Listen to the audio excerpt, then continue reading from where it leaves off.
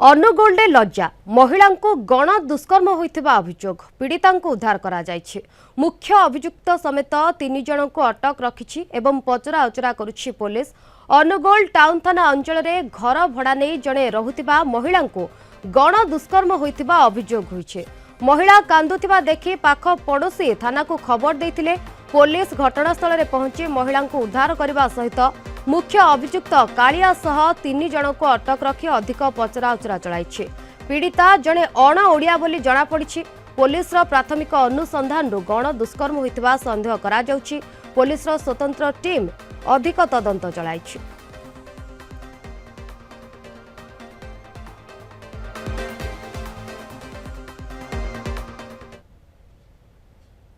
ये सकाळे 6:15 बेलू आइला बेलू पीसीआर भ्यान लगी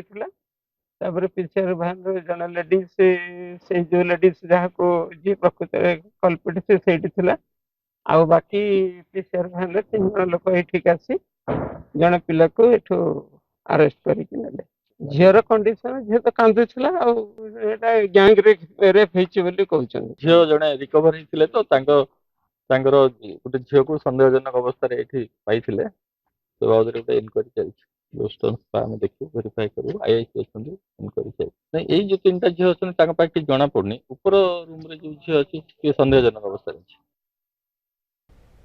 तबे ए संपर्क में अधिक आलोचना करबा हम सहित फोन लाइन में जोड़ी होती आम अनुगोल सीनियर रिपोर्टर मानस मिश्र। मानस, लज्जाजनक कहीपरिबा बर्बर कांड कहीपरिबा अमानुषिक बोली कहीपरिबा एभली लज्जाजनक घटना अनुगोल देखा मिली सबसेष तथ्य कौन रोचे आपण पाखर मानस?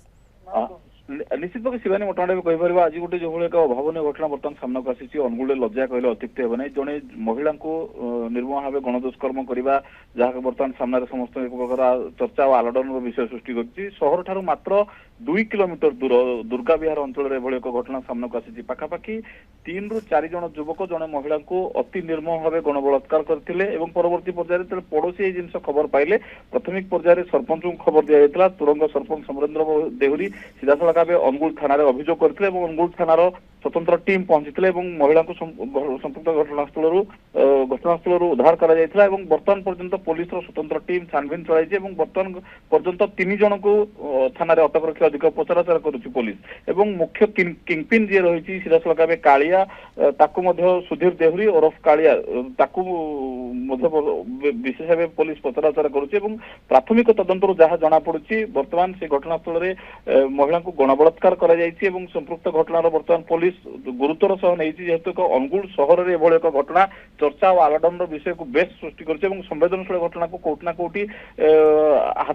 जो भाव अभियुक्त मान कि आउ किए मैंने सामिल थे से महिला जड़े अणओडिया बोली जहाँ जना पड़ी से महिला को बर्तमान डाक्तरी मायना कर डाक्तरी मायना पर संपूर्ण भाव स्पष्ट जेहेतु पुलिस प्राथमिक तदंत जना पड़ी गण दुष्कर्म होती महिला पारिपार्श्विक स्थिति पारिपार्श्विक स्थिति जमती आप कहते गण दुष्कर्म कथा तो कह जेहेतु से जने अण ओडिया बोली कह जो घरे से भड़ा रोते भड़ा मालिकंकर ए बाबद किसी प्रतिक्रिया मिल पारुछ कि हठात केमिति भड़ा घर भितर को गैंग रेप करने को युवक मैंने पशुंट आ जड़े युवती को दुष्कर्म कर चली जाउछंती? निश्चित पक्षे शिवानी मोटामोटी कहीपर संपुक्त दुर्गा विहार अंचल अनुगुल सहर ठार मात्र 2 किलोमीटर दूर रही तुरंग ग्राम पंचायत ये अंचल आसूची मोटामोटी जो जगार घटनाटी घटी से घर मालिक दिल्ली में बसवास करते कोटना कोटी घर भड़ा से अणओडिया महिला से घर भड़ारे रुहति संपूर्ण भाव से गोटे हस्टेल जहाँ चलती अनुमान कराए कि कोटना कोटी से महिला जनक जेहेतु गोटे घर रही कि भाव से पुरुष गले पाखापाखि 3 ରୁ 4 जन पुरुष गण दुष्कर्म कले तमाम दिग बर्तमान पुलिस तदंत आरंभ करिछि किंतु जहाँ पुलिस एवं घटनास्थल को पहुंची प्राथमिक तदंत अनुमान करुच्ची महिला प्रति किसी ना किसी गण दुष्कर्म होता अनुमान करा पुलिस प्राथमिक तदंत एवं पुलिस बर्तमान डाक्तरी मायना महिला डाक्तरी मायना पर ही संपूर्ण स्पष्ट हो पार कि एमती घटना प्रकार जदि देखा तन्न तन्न करी खोलताड़ करुच्छे प्रकृत में जो कथा कहुच्छे गण दुष्कर्म कथा अनुमान करा जाउछे पुलिस वर्तमान तदंत करुच्ची तदंत पर प्रकृत में घटना कौन रही से संपर्क में तथ्य सामना को आसब। धन्यवाद मानस आपणकर सविशेष तथ्य पाई।